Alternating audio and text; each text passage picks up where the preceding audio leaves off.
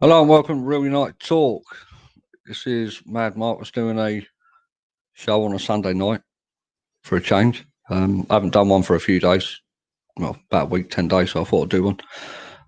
Just want to discuss yesterday's game, um, what we all thought of it, my views on it, everything, just go through it. I know there wasn't a um, what Mark does on here, the man of the match shows and stuff like that, so I thought we'd go through it and have a bash at it and see what everyone thinks. So obviously the game's finished. Didn't watch it yesterday live because I'm not paying £15 to watch an hour and a half game. I think that's absolutely disgusting, considering people have already got season tickets and subscriptions to Sky Sports, BT Sports, and MUTV. They're expecting people to pay an extra £15 for an hour and 40 minutes, which I think is ludicrous. So let's go through it. We obviously won the game. Newcastle 1, United 4. Speaking of the devil, and I should have put higher mark, you're right. I was trying to remember what you call your show, but I was getting it mixed up in my head with the legacy thing. So yeah, let's go through and have a quick chat about ratings and what we thought of players and performance and everything like that. So let's start with De Gea. The report card. That's it, Mark. The report card. Well done. Well done. At least someone's on the ball. David De Gea, I thought had a. Martin. I'm in the kitchen tonight, mate.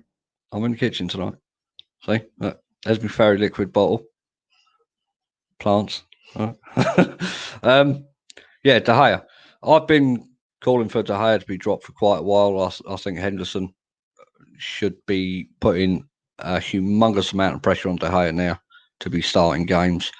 But I was pleasantly surprised watching the rerun of the game this morning. Pleasantly surprised. I thought he could have done more for the own goal by Luke Shaw. I think that it was just inside the area. He's got plenty of time to see it go in at his near post.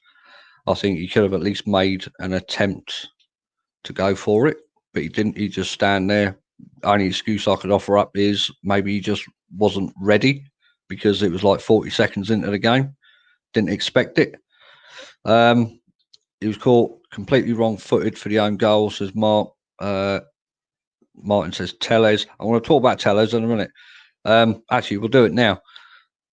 I think after watching Luke Shaw's performance yesterday, I'm beginning to see an awful lot of mistakes in his game, especially going forward. I don't think he was any use to United yesterday, this morning, going forward. Defensively, he was okay, but I wouldn't say he was any better than average. And I'm hoping Tellez starts the game against PSG. I think it's obvious Cavani's going to start.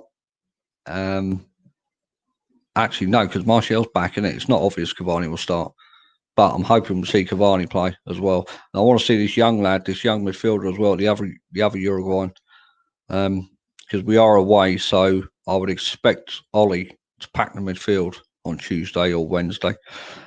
King Eric 7 says, hello, my first live stream. How are you doing? Hi, King Eric. Welcome. Hope you enjoy. Get involved in the comments. It's a nice community here, nice and friendly. Nothing to worry about.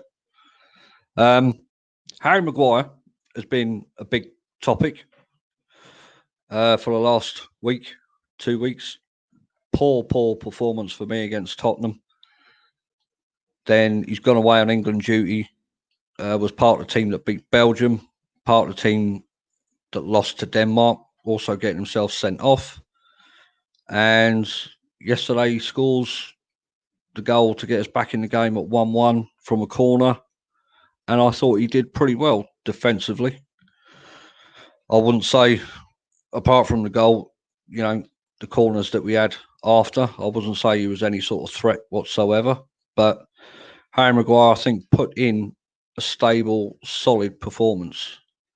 lots of dissension in the United fan base. So, I know, Kyle. Yeah, there is a lot, mate. There is a lot. I've been reading it on Twitter, an awful lot of it.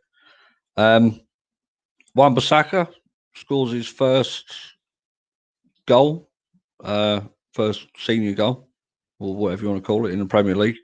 I see Bruno Fernandes was having a laugh and a joke about it, with him saying that it was a cross. But again, Wan-Bissaka's performance, I'd like to see what he did in the last 10 minutes for every game for 90 minutes. I think what he did in that last 10 minutes going forward and defensively was pretty good. I like the way he was going into the box. He was driving at his man. He wasn't coming back. He wasn't cutting in and then passing it backwards. He kept on going forward. And his goal, the movement when he passed the ball and then made the run, I think that was absolutely fantastic. And I want to see more of that from him going forward. Midfield, Scott McTominay. Wan-Bissaka needed sacked. You're still beating that drum. Midfield, Scott McTominay, I thought had a great game. Absolute great game. He's not my man of the match. He's very close to it, but I thought McTominay had a fantastic game. Very sound in front of the defence. Very good at tidying up. Passing was accurate. Tackles were accurate. I'm going to talk about him in a minute. Don't panic. Luke Shaw with an own goal. Can't wait until Tellez replaces him. I think they need to, George, to be honest. I think Champions League we'll see him. Fred, yesterday, I thought was woeful. Awful. I think worst player on the pitch in the United shirt yesterday. Didn't look up to it.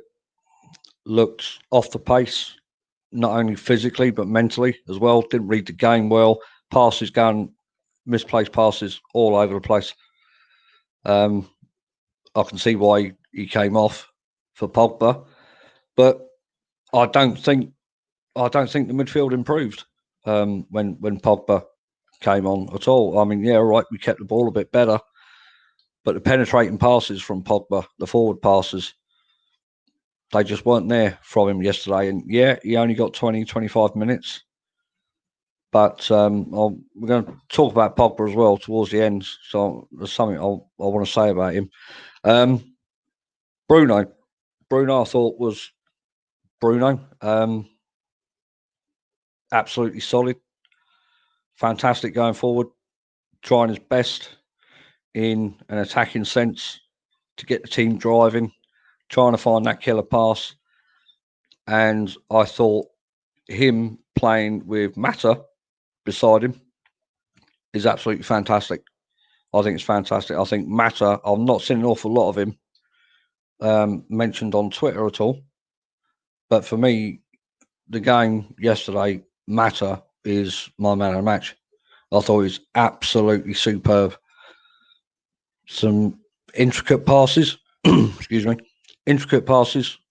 He was pulling off. He made, I wouldn't say countless attacks, but he made a few good opportunities. He was involved with the goal that Bruno was offside on.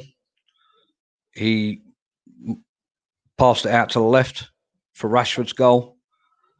I thought he was absolutely phenomenal for a guy who people say, and I think I've said it in the past as well, for a guy that's, knocking on the end of his career, and he's not very quick either.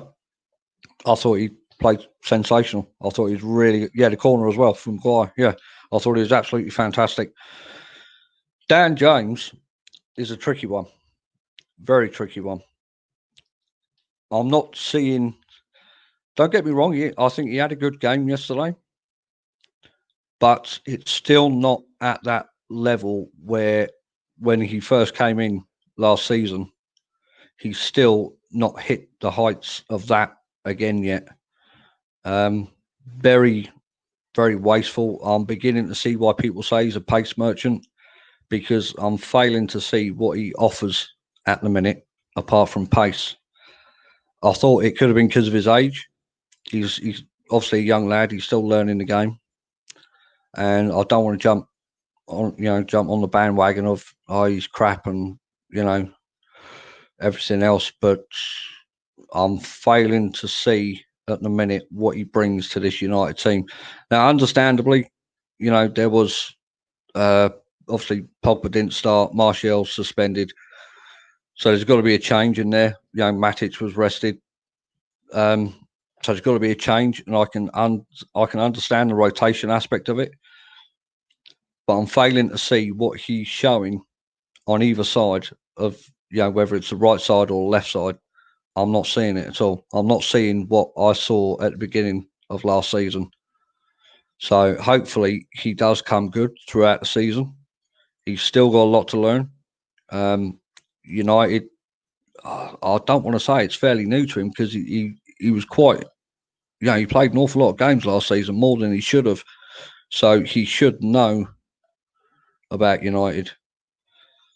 So hopefully he does grow up a bit, physically as well as mentally. I think he needs to become a first team regular. Rashford, yesterday, I thought was amazing as well. Very, very few games do I see Rashford be absolute trash. He's always running for me. He's always trying to look in to get him behind the defence. George says hopefully either Palestri or Traore can be a revelation. I'm hoping so. Because something needs to. I think it's going to be that Palestri lad. I know Ollie's talked about him being one for the future and whatnot, but I think if he comes in and has an immediate impact, I can see him being in there straight away. I don't think Ollie will wait for him. Martin says, "What's your 11 for PSG?" Well, I think. Do you know what? I think for PSG, mate, I would probably go. Casey, back it in. Oh, she's on here. Yeah. For PSG, I would probably go the strongest side that we've got. But in that, I feel sorry for Van der Beek because this lad has left former club, playing first team football week in, week out, scores for Holland on the international break, scored on his debut when he came on for us, and he's still not starting the game. Now, that can't be down to match fitness.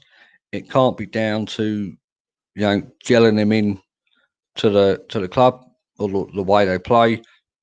I think this lad's ready to go. Van der Beek could play right wing. Well, do you know what, George? I was thinking about that because if we play the same formation as we did yesterday, the 4-2-3-1, I totally agree. I think Van der Beek could go right, Massa could go left, and then Bruno in the middle. But it all depends whether he's going to throw Martial back in and go with the three up front. I was very disappointed as well. I'm not sure if the stories are true about Mason, but I was quite disappointed not to see him on the bench yesterday. So obviously something's gone wrong there, whether he's broken a curfew or he's done something that he shouldn't have. Which brings me on, because if Mason's being treated like that for doing whatever he's done and being punished, they were out drinking. Yeah, that's what I heard. I didn't want to say it though, Carly, because I've not seen anything confirmed about it or anything. But it does make sense. Brandon and Mason weren't in that squad yesterday, and yet there were rumours of them out partying. So if they've been fined or deselect, chucked into the training with the kids or whatever as punishment, I don't see how Paul Pogba can get away with saying he wants to play for Madrid again and still get selected. I don't get that at all. I really don't understand the mentality of that from Ollie. That's setting a bad example for me to the rest of the squad. You can go out, if you go out and drink, you get punished. you get dropped.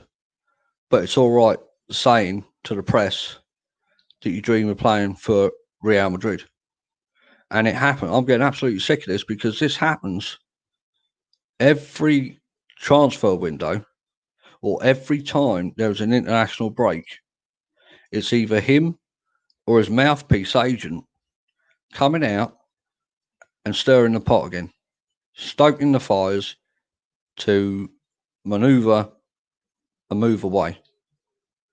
And I think it's absolutely disgusting. And you know what? You can turn around and say every player dreams of playing for Madrid. Well, I think that's a load of bollocks for a start, because I don't remember the likes of Giggsy or Roy Keane or anyone like that, any of the legends playing for United, ever coming out and saying they wanted to go to Madrid. I know obviously Beckham did, but Beckham didn't want to go.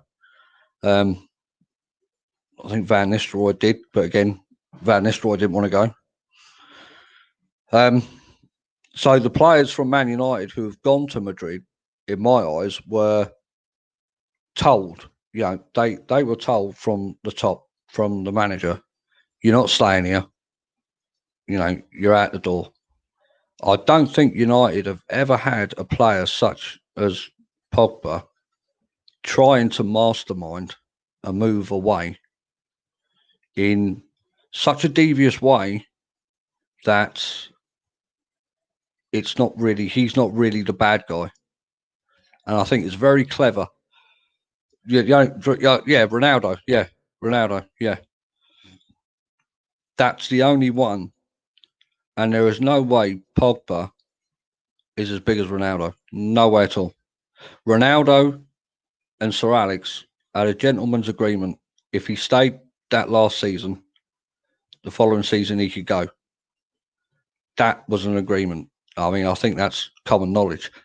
But Pogba keep on instigating. Like I said, if it's him or his agent, there is always something to stir, for the media to jump on. And I'll tell you the difference in class. I'll mention this as well, because I don't think this has been mentioned a lot either. The interview that Bruno Fernandes did while on international duty, talking about how people in the media and on social media as well, trying to create a divide and instigate to make problems that aren't there, to divide the team, right? And then you've got a guy like that coming out and saying his dream is to play for Real Madrid, knowing he's there for another 2 years under contract, right? That, to me, is not a player who has Manchester United's interest at heart at all. Because if you are that committed to the club that you supposedly love and want to stay at, you would not even contemplate mentioning another club in the press, because you know what's going to happen. He's not stupid, right? And I just think this has gone on far too long now. Far too long, and I've had a gutful of it. I didn't want him at the club in the first place. I think he's all hype. I still think he's all hype. He has, he's not consistent enough in my eyes. I think Bruno Fernandes is much more of a better player than him. Much more.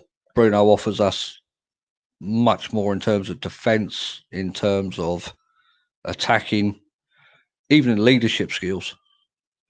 He's just, I just think Pogba's attitude towards the club is disgraceful. It really is disgraceful. And yet, like you said, Carl, there are a few problems with the club, and I can understand players wanting to get out as well, but you don't do it in that way. You don't go to the press with your problems. You keep it in-house. You talk to the powers that be, and you sort it out. I think he'll be gone. I really do, because I think Ollie's fucking sick of him, to be honest. I know Ollie has turned around and said that he wants to build a team around him, but you can't build a team around a player who doesn't want to be there, who keeps on spouting his mouth off about going to Spain. It's impossible. It's good to see that De Gea. He had, mate, I thought he had a really good game yesterday. Really good game. Like I said, I'm a fan of Henderson. And I'm hoping that the pressure that Henderson is putting on De Gea makes De Gea step up a bit. And no, mate, that's true, actually. Yeah, that is true. You can't build a house on quicksand. But you can steady the house. You can certainly steady the house, mate, if you put on quicksand. support. But you need the players who are committed to the club. 200%. You need players that want to be there. You need players that are there to play, to help the club, to be there for the future. Not for the money, not for the circus that goes around it. You got to be fighting for that badge. You got to be playing for that club, giving 110% every time you play, every time you put on that shirt and you cross that line. You go out there and you do your absolute best. And I don't see that. I've never seen that from him. Like I said, I still maintain, mate. I can only remember 2 games that he was any good, and they weren't even full games. The Arsenal match where he was sent off, and the second half of Man City. I don't see anything else that he's done apart from, I hate to say it, but apart from cause trouble, cause problems. And I don't think, if you respect the club, if you love the club that much, you don't do it. This board could have brought in another few players and we could challenge for the league this year. But again, George, if the money's not there, who are you bringing in? It's slim pickings out there. Clubs these days, they don't need to sell. They don't need to sell their players, because a lot of the clubs this year, apart from Chelsea, maybe Man City, have decided to extend contracts and bring in youth products to save themselves money from, because of what's happened with the virus and that, not letting the fans in the ground. So it's a shame that our transfer window was pretty much a shambles. I don't believe any of the signings that we brought in were the signings that Ollie wanted. I don't even believe they were second or third choice signings. Maybe that young Uruguayan lad, the Palestri lad, or the Traore one, maybe they were looking at them. But I don't think they were meant to come in now. I think maybe in a year or two, season or two. But because of what's happened and clubs sniffing around that Traore lad from Atlanta, it's forced their hand and they've had to do it. But I don't think at the minute you're going to find, I mean, you can't, I don't think anyone believes that Van der Beek was a priority signing for United at all. I don't believe that at all. It was all sealed, signed, done to go up Madrid. They just needed to pay the money, and they didn't have the money. So there is an argument to say that the reason Van der Beek is being used sparingly is because Ollie is annoyed it isn't Grealish, whom we really wanted. Mate, I totally get that. I would totally get that. I wanted Grealish. I think Grealish should have been the number 1 this season. I think it's a shame we didn't get him. I think Aston Villa made it difficult for anyone to get him, putting that price tag on him. But it's like every other club. They've lost so much money with fans not coming in the ground. They've got to make it back somewhere. And no club wants to sell their best player, especially to like someone else in the same league. So I can understand the 80 million price tag. But I think they've ruined his career there for me, because he could have really made a name for himself, not just at United, but if he'd have gone to, say, Liverpool or City or Spurs, if he'd have got a move to a top 6 club, he could have really made a name for himself. But I think they've priced him out of that move. And yeah, which I don't think he was happy about, but he signed a new contract with more money, and he signed another 5-year deal. But again, I don't think he's a stupid boy. I really don't. I think in that contract, it says that if someone comes in for him with a certain price, he's allowed to talk to him, because there's no way you've just been called up for the international team, and you know that United were around you sniffing, and yeah, I mean, you can't turn around and say, "No, it's all right. You're an Aston Villa player." You can't turn around and say to anyone, "No, I don't want to play for United. They're not, they're not good enough or whatever." And that's not just United either. That goes for the other teams. City, Liverpool. No, I don't want to go to one of them teams. I'd rather stay here. Fight relegation each season. To further your career, that's what you got to do at the minute. Harry Maguire's the biggest news at the moment after his red for England. Yeah, I mean, I thought he was quite solid yesterday. I really did. I thought he was quite solid. I'm glad he got a goal, only a second for United. I wouldn't say it was a lead captain's performance, not by any means, but it was a solid defensive game. And this is the thing as well. I see on Twitter, don't run away with the result, because it's only Newcastle at the end of the day. Yeah, Newcastle, they started the season well. They've done what they've had to do since the start of the season. But make no mistake, this Newcastle ain't going to be up in, top 10, even the top half of the table. I don't think. They got one player in there that's dangerous, and I think everyone saw that yesterday in the game. That Saint Maximin lad, that is a player.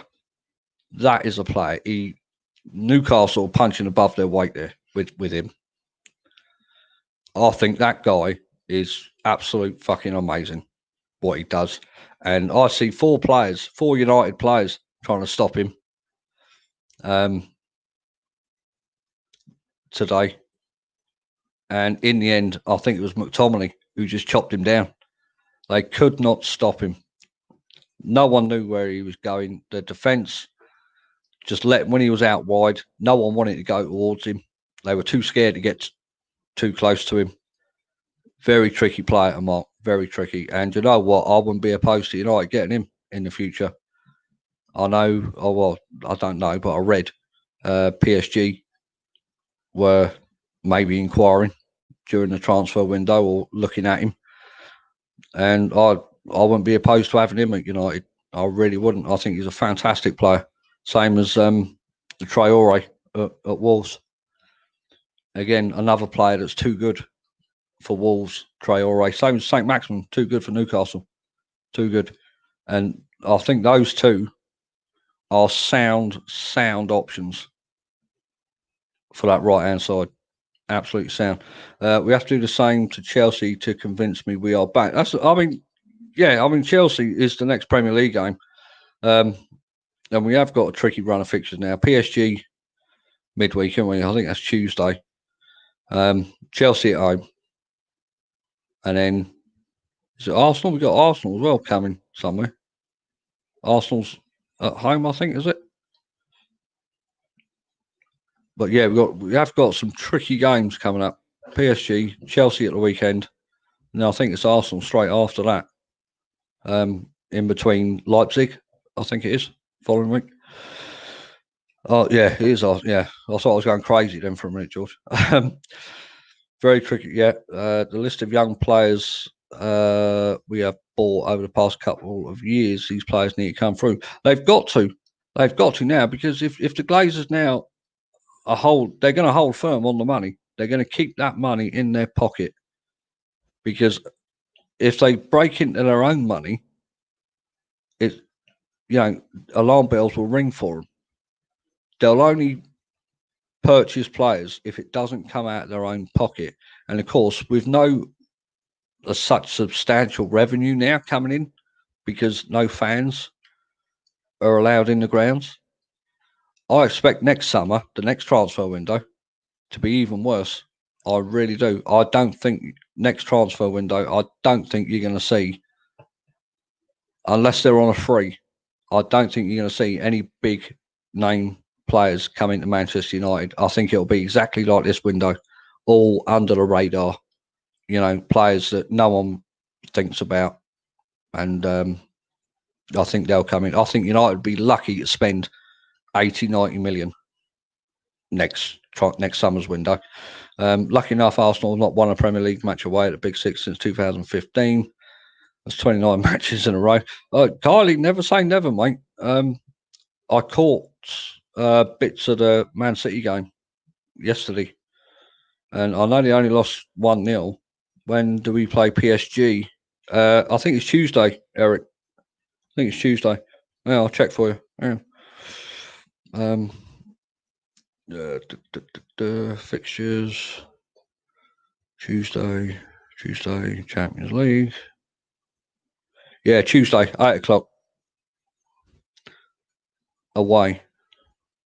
So yeah, I think it's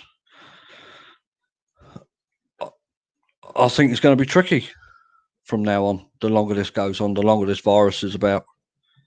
It's not just tricky for United. It's tricky for the whole of the Premier League. Not even just Premier League. Championship teams and stuff. It's going to be a very, very awkward next couple of transfer windows, and it's going to be slim pickings for players as well, because every team will be on a budget near enough. Every team will be tightening the purse strings, renewing the contracts of the players that are already there because it's cheaper, because you're not going to get people pay 100, 150 million for a player now. That while this virus is about, those days are gone. But yeah, I mean, overall, yesterday's game, I'm quite upbeat about it. I don't think it was a fantastic performance. I mean, the stats say otherwise. We had over 20 shots on target, I think I read, and plenty of chances, I suppose. But the thing that impressed me was the last 10 minutes. And to be honest, let's not forget here, no one's mentioning this on Twitter as well. Their goalie was injured in that last 10, 15 minutes, right? He had one leg, basically. So don't anyone get too excited here about this, because he had a hamstring problem. I saw one of the Newcastle players signal for him to go. 28 shots, 14 on target. Cheers, Eric. I don't think Dortmund will get 108 million for Sancho in the end. George, mate, I wouldn't even. I know I keep saying it. I don't even see him going. I really don't see him going at all. Why would you? Why? Why would you want to go? Why would you want to leave Dortmund? It's. You're playing week in, week out. You're in the Champions League. You got a chance for the Bundesliga title. Why would you want to leave that to come for a team that's fighting to top six? Really, that was their fault. They had a sub but didn't use it on the keeper. I know, Mark. I know, but it's still it's still there, isn't it? The fact still remains. Their keeper was injured for the last 10, 15 minutes. He had one leg, and Brucey thought, "All right, let's take a gamble. Let's bring that Almiron lad on." But the gamble didn't pay off. It didn't pay off. So if we didn't win that game in the last 10, 15 minutes, I'd probably be, spitting venom, because it would have showed how bad we'd have been. Can't beat the keeper that's injured. You got, right, Jay Hart, you got a keeper there that you should be bombarding with shots. Make him fucking move. I know you don't want to, hurt players, intentionally in that, but the name of the game is score goals. Bombard his goal with shots. Make him move. Make him dive. So if we didn't win that yesterday, I would have had some harsh words for it, but we did. But just keep in mind, their goalie only had one leg, really.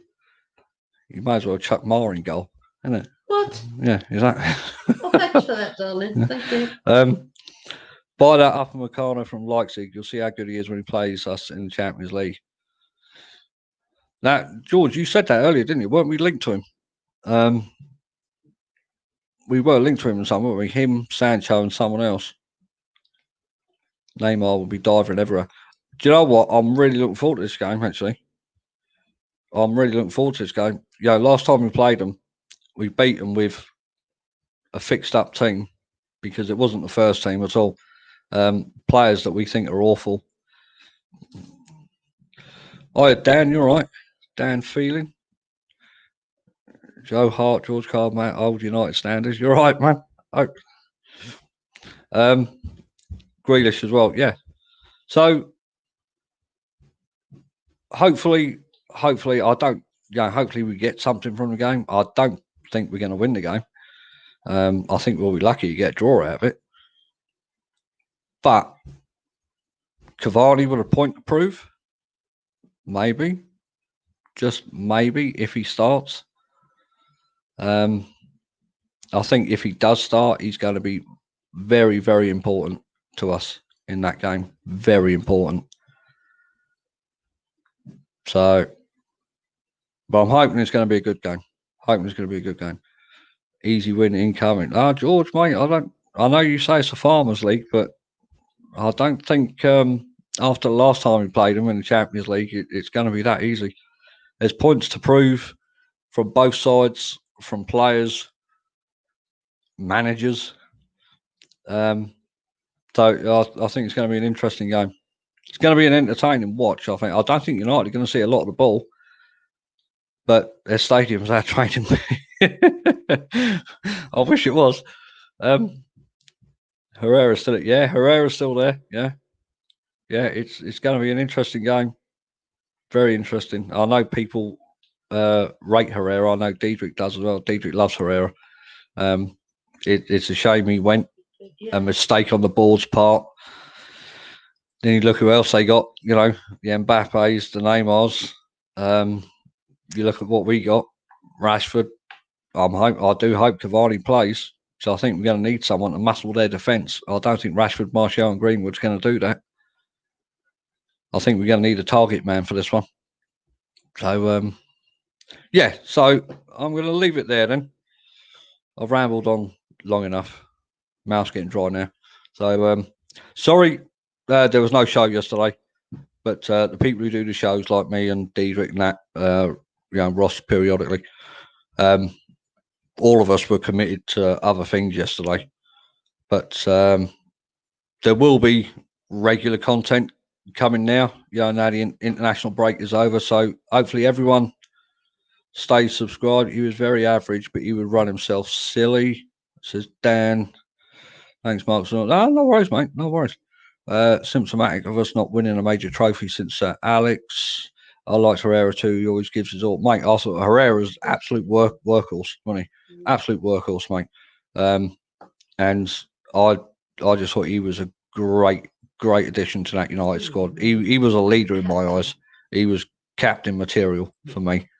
And Mark says the Legacy War will be coming Thursday. So the Legacy War, if you've not seen it, or if you're new to the channel, check it out. It's a new show that Mark's doing that will be every Thursday, which there are tweets put out on Twitter by the Report Card 20. Cart horse. Report Card will be back for the Chelsea game. Right, there you go. Report Card's back for the Chelsea game then. So get involved with that. Follow at the Report Card 20 on Twitter. Stay tuned to this channel because what Mark does is Report Card and his Legacy War are absolutely fantastic. So I really enjoy watching them. I'm pretty sure Diedrich will pop up with a video soon. He's a bit busy at the minute. And yeah, hopefully you enjoy it and everything else. So thanks everyone for listening. Hope you had a great weekend. Hope everyone stays safe and well. And I will see you soon. Ta-da. That's a good end.